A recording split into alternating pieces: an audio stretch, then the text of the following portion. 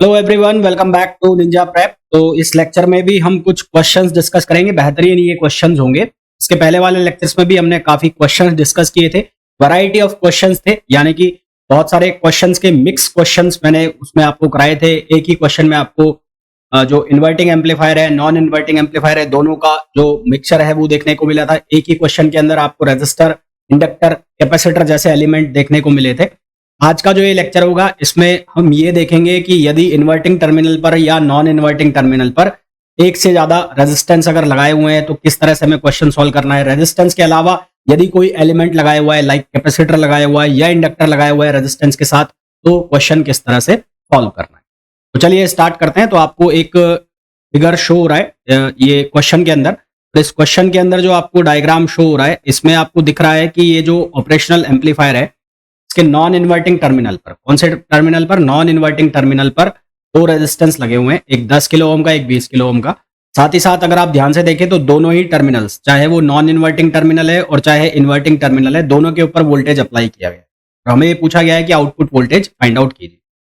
देखो, सबसे पहले इस क्वेश्चन को हम बेसिक तरीके से सॉल्व करेंगे, फिर इस तरह के क्वेश्चन का एक शॉर्ट ट्रिक हम देखेंगे कि अगर ये क्वेश्चंस आ जाते हैं एग्जाम के अंदर और हमें कुछ एक कॉम्बिनेशन दिख जाता है तो इस क्वेश्चन को हम कैसे सॉल्व कर सकते हैं इजीली। तो सबसे पहले मैं आपको एक मेथड बता दूं, मतलब बेसिक मेथड में बता दूं। तो सबसे पहले मैंने ये वाला जो सर्किट दिख रहा है इसको मैंने अलग कर लिया। तो यहां से इसको मैंने बोल दिया R2 और इसको मैं बोल देता हूं R3, है ना। ये ऐसा कोई फिक्स नहीं, आप इसको R3 बोल सकते हो, इसको R2 बोल सकते हो। तो इसको मैंने बोल दिया R3 और यहां पर मैंने मान लिया कि जो वोल्टेज आ रहा है वो आ रहा है V1। यहां पर वोल्टेज कितना आ रहा है? V1 आ रहा है। करंट जो है वो इस तरह से फ्लो कर रही है, ऐसे इस तरह से करंट फ्लो कर रही है। यहां मैं क्या लिखूंगा? यहां पर किरचॉफ वोल्टेज लॉ लगाऊंगा, तो ये बनेगा -V1 या V -IR2, आप जैसा लिखना चाहे वैसा लिख सकते हैं। मैंने लिख दिया -V प्लस IR2 और प्लस IR3 और ये इक्वल हो गया 0 के, क्योंकि ग्राउंडिंग हो रही है। यहां से हमें I की वैल्यू मिल जाएगी और I की वैल्यू कितनी मिल जाएगी? V/R2 प्लस R3 मिल जाएगी, V/R2 प्लस R3। अगर मेरे को वोल्टेज ड्रॉप निकालना है या वोल्टेज निकालना है अक्रॉस R2 ना, तो अगर मेरे को R2 के अक्रॉस वोल्टेज निकालना है तो वोल्टेज अक्रॉस R2 के अक्रॉस वोल्टेज जो हम लिखेंगे, मान लो वो V2 है, मान लिया वो V2 है, उस V2 की वैल्यू कितनी लिखेंगे हम? वो लिखेंगे IR2। तो I की वैल्यू कितनी है यहाँ पर? V/R2 प्लस R3 और ये हो जाएगा R2।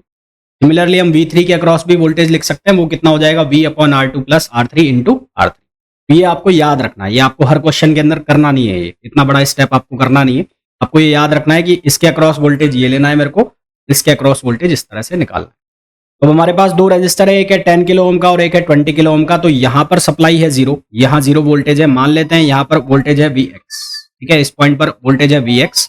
तो अगर यहाँ पर वोल्टेज Vx है तो इस पॉइंट के ऊपर भी जो वोल्टेज होगा वो कितना होगा? Vx ही होगा। यहाँ पर भी जो वोल्टेज है वो कितना होगा? Vx ही होगा। यहाँ पर वोल्टेज कितना होगा? Vx। तो मैं इस Vx की वैल्यू निकाल लेता हूँ। Vx की वैल्यू कैसे आएगी? तो Vx की वैल्यू आएगी क्या? V/R2 plus R3, V/R2 plus R3 और इंटू R3। अब V कितना हो गया यहाँ पर? 5, तो ये आ जाएगा 5। R2 प्लस R3 यानी कि 10 प्लस 20, 10 प्लस 20। R3 का मतलब कितना हो गया? 20। तो ये कितना बन गया? ये बन गया 5 इंटू 20 अपॉन 30, 5 इंटू 20 अपॉन 30। एक जीरो से एक जीरो कैंसिल हो गया, तो ये हो गया 10/3। तो ये हमारे पास वैल्यू आ गई किसकी? Vx की वैल्यू आ गई। कितनी वैल्यू आ गई? 10/3। आई होप इजीली आप ये समझ गए होंगे कि मैंने कैसे किया है। सबसे पहले मैंने इस लेग को बाहर निकाला, यहाँ पर मैंने क्या निकाल लिया? यहाँ पर मैंने करंट की वैल्यू निकाल ली। करंट की वैल्यू निकालने के बाद दोनों जो रेजिस्टर है उसके अक्रॉस मैंने वोल्टेज निकाल लिया। सिंपल सा कॉन्सेप्ट मैंने यूज। अब मुझे क्या करना है? अब मैं यहाँ पर करंट अज्यूम कर लेता हूँ कि यहाँ करंट फ्लो हो रहा है I1 और मैं ऐसा मान लेता हूँ कि यहाँ पर जो करंट आ रहा है वो आ रहा है कितना? I2। तो मैं इस पॉइंट के ऊपर, इसको नाम दे देता हूँ मैं A, तो इस A पॉइंट के ऊपर अब मैं लगा दूंगा किरचॉफ करंट लॉ, ठीक है। तो use KCL at point A point के ऊपर मैंने KCL का यूज किया। दो करंट आ रही है, एक आ रही है I1 और एक आ रही है I2 और उसकी वैल्यू कितनी हो गई? 0। I1 जो करंट है उसकी वैल्यू कितनी हो जाएगी? 3 minus Vx, 3 minus Vx upon 20। ये कितना हो गया? ये हो गया 3 minus Vx upon 20। Plus I2 जो आ रहा है I2 की वैल्यू कितनी आ रही है V naught minus V X upon 40। ये कितना हो जाएगा V naught minus V X upon 40, ये हो गया। ठीक है, अब इसको सिंप्लीफाई करो तो यहां से ये हो जाएगा 3 minus V X plus V naught minus V X upon 2 और इक्वल्स टू 0। मैंने 20 से इसको मल्टीप्लाई कर दिया पूरी इक्वेशन को, या डिवाइड कर दिया।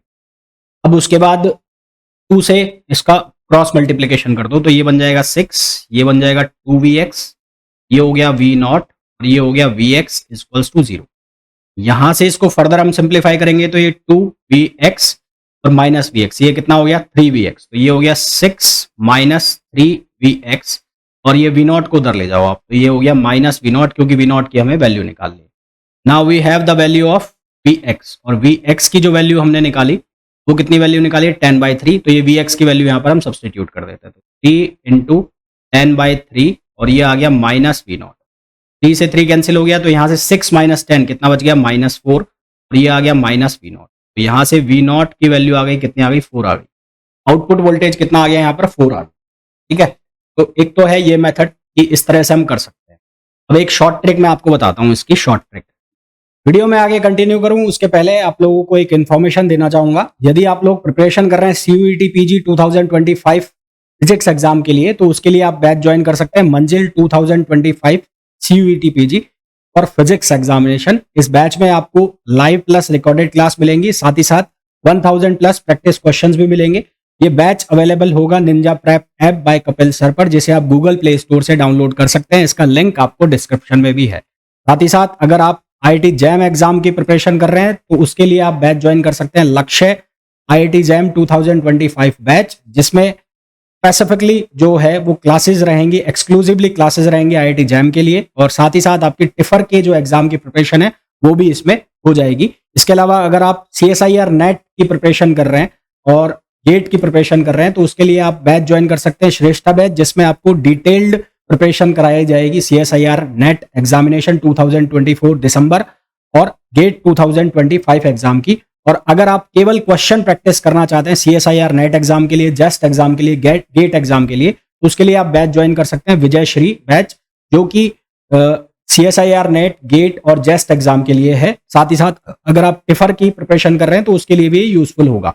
इस बैच में आपको 1200 प्लस क्वेश्चन, साथ ही साथ फॉर्मूला रिविजन भी कराए जाएंगे। ये सभी बैच आपको अवेलेबल होंगे Ninja prep app by Kapil sir पर, जिसे आप गूगल प्ले स्टोर से डाउनलोड कर सकते हैं, एज वेल एज लिंक जो है इसका वो भी डिस्क्रिप्शन में दिया हुआ है। इसकी शॉर्ट ट्रिक क्या होगी? इसकी शॉर्ट ट्रिक के लिए आपको इस सर्किट को ध्यान से देखना पड़ेगा एक बार।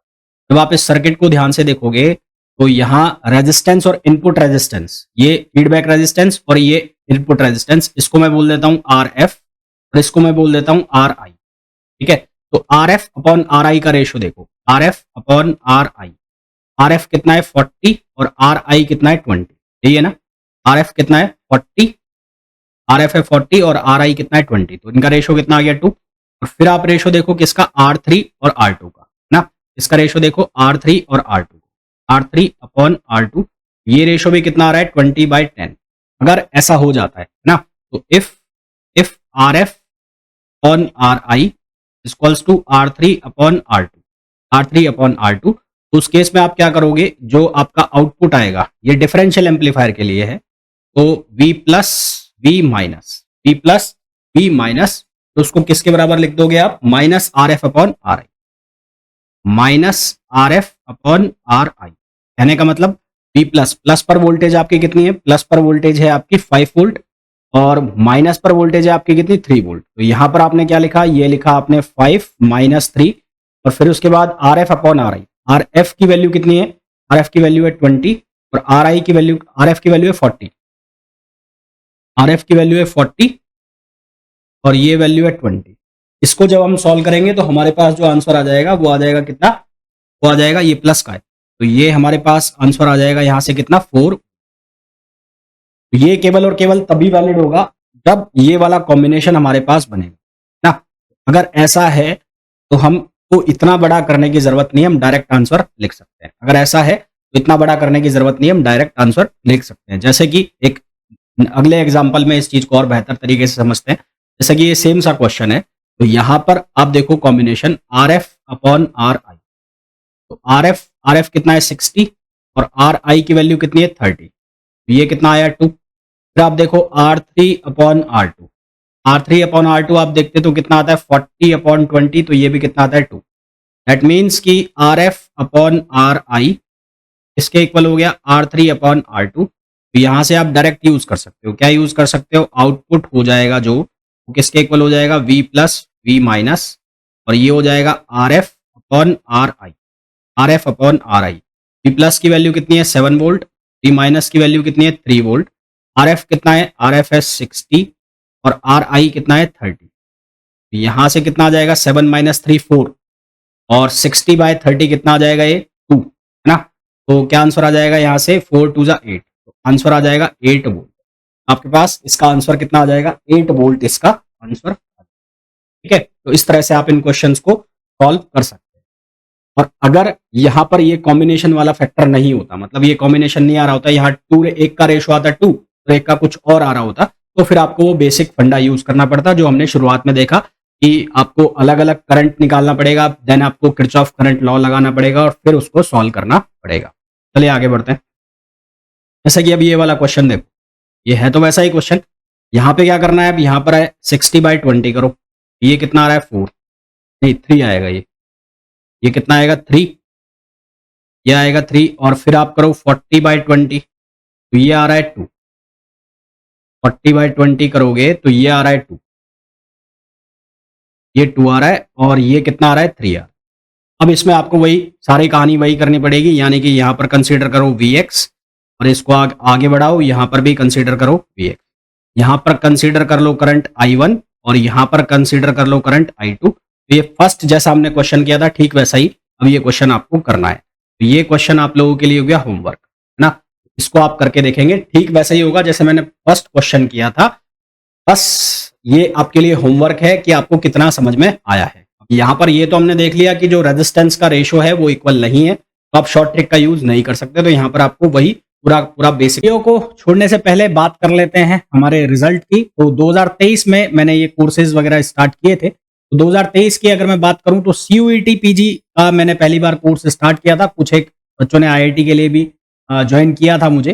तो मोर देन 50 स्टूडेंट्स 2023 की मैं अगर बात करूं तो मोर देन 50 स्टूडेंट्स जो है वो बिग 4 यूनिवर्सिटीज मतलब DU, JNU, BHU और HCU में सेलेक्ट हुए थे। इसके अलावा कुछ एक स्टूडेंट्स IITs में भी सेलेक्ट हुए थे। बाकी जो अदर सेंट्रल यूनिवर्सिटीज है लाइक पंजाब, हरियाणा, हिमाचल, पौंडीचेरी, उनमें भी काफी सारे स्टूडेंट सेलेक्ट हुए थे। अगर मैं बात करूं 2024 का अभी काउंसलिंग चालू है, चाहे वो IIT JEE JAM की बात कर लें, चाहे हम CUET PG की बात कर लें। फिर भी अगर मैं अभी तक जो मेरे पास अपडेट है उसकी मैं बात करूं तो अभी तक DU का जो भी रिजल्ट आया है उसके अंदर DU के अंदर 5 स्टूडेंट अभी तक सेलेक्ट हो चुके हैं, 2 स्टूडेंट JNU के अंदर सेलेक्ट हो चुके हैं, 4 स्टूडेंट पंजाब में, 5 स्टूडेंट BHU में सेलेक्ट हो चुके हैं, 4 पौंडीचेरी में सेलेक्ट हो चुके हैं। इसके अलावा 4 से 5 स्टूडेंट्स जो हैं वो IIT JAM के थ्रू IIT बॉम्बे में, IIT दिल्ली में और IIT कानपुर में सेलेक्ट हो चुके हैं। तो अगर आप लोग भी प्रिपेयर कर रहे हैं IIT JAM एग्जाम के लिए या CUET PG एग्जाम के लिए तो आप ये ऐप जो है Ninja prep app by Kapil sir, जिसका इंटरफेस आपको कुछ इस तरह से दिखाई देगा और जिसे आप गूगल प्ले स्टोर से डाउनलोड कर सकते हैं, वहां आप इस ऐप को ज्वाइन कर सकते हैं। इस ऐप में आपको CUET PG के लिए 2 कोर्स मिल जाएंगे अभी।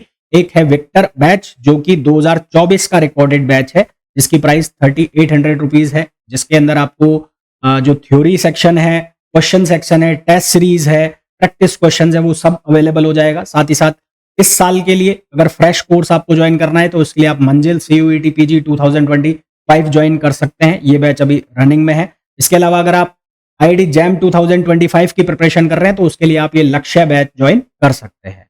तो होपफुली ये जो वीडियो है आप लोगों के लिए बहुत यूजफुल रहा होगा। वीडियो को छोड़ने के पहले प्लीज वीडियो को लाइक जरूर करें, चैनल को सब्सक्राइब नहीं किया चैनल को सब्सक्राइब करें और वीडियो को शेयर जरूर करें।